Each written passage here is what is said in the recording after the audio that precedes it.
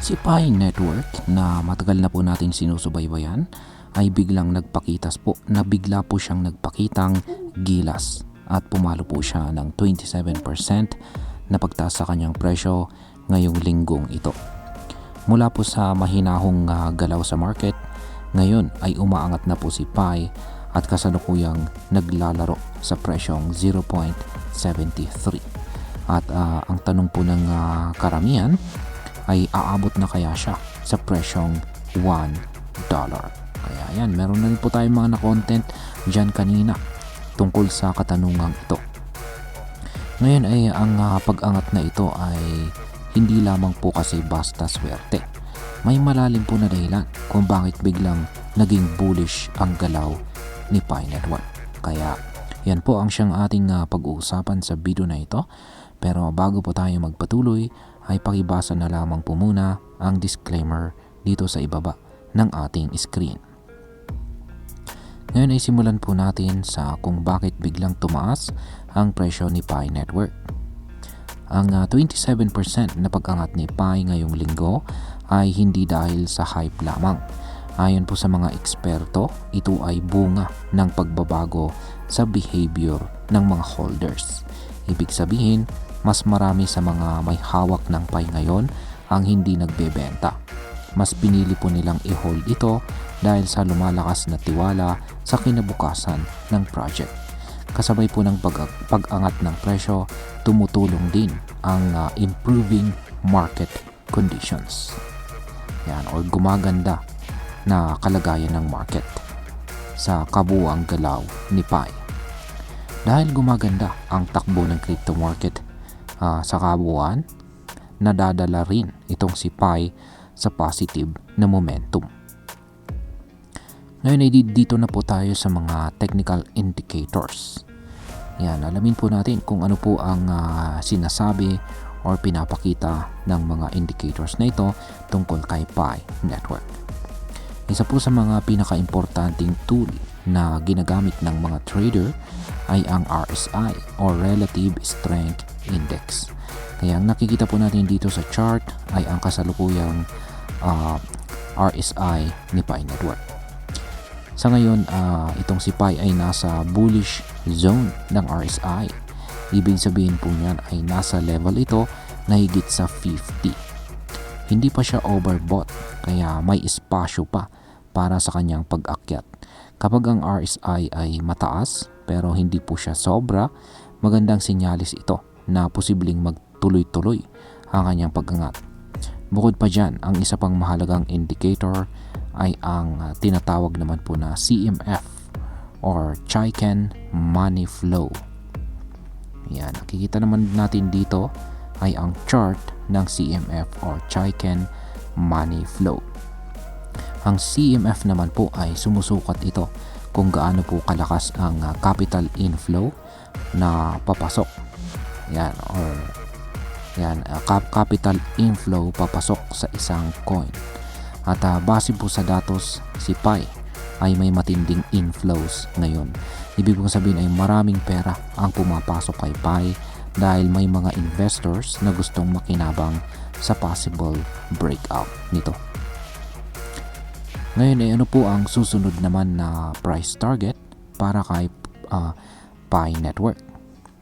Ngayon ang presyo po ni Pi ay naglalaro sa presyong mga 0.73 at sinisikap po nitong basagin ang matagal na po niyang resistance na nakaabang sa presyong 0.78.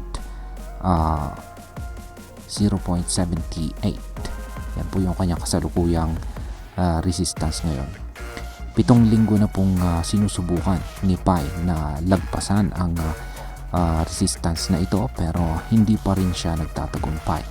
Kung sa pagkakataong ito ay magawa niya na lampasan ito, magiging malaking bagay po ito. Kapag nabasag po kasi niya ang 0.78 at naging support ito, ang susunod po na target ay ang presyong 0.87 na isa na rin po siyang resistance level. Dito po natin makikita kung tuloy-tuloy na ba ang kanyang bullish trend. Ngunit kung hindi po niya malagpasan ang resistance, posibleng bumaba ulit ang presyo ni Pi hanggang sa 0.71. At kung magtutuloy-tuloy ang kanyang pagbaba, maaaring bumagsak po ito sa presyong 0.61 kung saan ay isang napakalaking kabawasan sa gains na kanyang nakuha nitong mga nakaraang araw. Ngayon ay bakit naman po importante ang galaw ng mga holders para kay Pi Network? Ayan, napakahalaga po ng tinatawag na holder behavior sa presyo ng kahit anong crypto. Kapag ang mga holders ay nagpanic selling, bumabagsak po ang presyo. Pero kapag sila naman po ay confident at hindi agad nagbebenta, tumataas ang demand at mas lumalakas ang value ng coin. Sa kaso po ni Pi Network, kitang-kita po natin na nag-iba na ang ugali ng mga holders.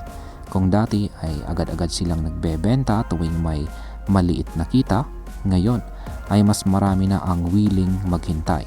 Ibig sabihin, naniniwala po sila sa long-term potential ni Pi Network.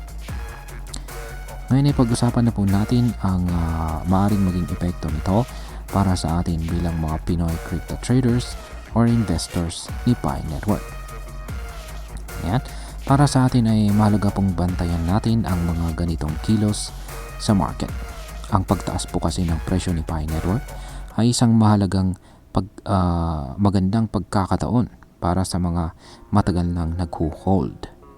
Maaring ito na po ang simula ng mas malawak na adoption o mas matibay na kumpiyansa mula sa mga international investors.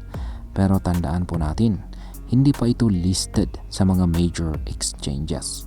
Kaya habang hindi pa totally open sa public ang pag-trade kay Pi sa labas ng kanilang ecosystem, dapat na maging maingat po tayo. Mag-research muna bago bumili or magbenta. Huwag lang tayong sumubay sa hype. Alamin po natin ang fundamentals ng isang coin bago po tayo magdesisyon. Yan, bilang panghuli ay ang masasabi ko naman tungkol dito ay para sa akin ang pagtaas po ni Pi Network ngayong linggo ay isang wake up call. Para sa mga wake up call po para sa mga taong matagal nang nagdududa sa project. Oo, marami pa ring kailangang ayusin si Pi, lalo na sa usapin ng transparency, listings at saka utility sa real world. Pero kung pagbabasihan ang sentiment ng market at behavior po ng mga holders, mukhang mas dumadami na ang mga taong naniniwala kay Pi. Ang paggalaw na ito ay hindi lang basta hype. May mga technical basis at saka market indicators na sumusuporta dito. Tulad po ng ibang crypto, unpredictable pa rin po ang galaw nito. Kaya ang pinakamahalaga pa rin ay ang tamang diskarte at saka disiplina. Sa kabuuan, kung mapapanatili po ni Pi ang kanyang bullish momentum at malalagpasan po niya ang presyong 0.78, yan, balikan po natin yung chart, malaki po ang chance na umabot siya sa presyong $1 sa mga susunod na linggo or buwan. Pero kung mabigo po siya sa resistance level, maaari rin po siyang bumalik sa mas mababang presyo. Bilang mga Pinoy crypto enthusiast, ang ganitong balita ay dapat mag-udyok sa atin na maging mas mapanuri at mas strategic. Hindi lang dapat tayo umasa sa hype, kundi sa tamang kaalaman at saka tamang timing. At ayan, hanggang dito na lamang po tayo sa video na ito mga ka-crypto. Marami pong salamat sa panonood. Ingat po tayo lagi at God bless po sa ating lahat.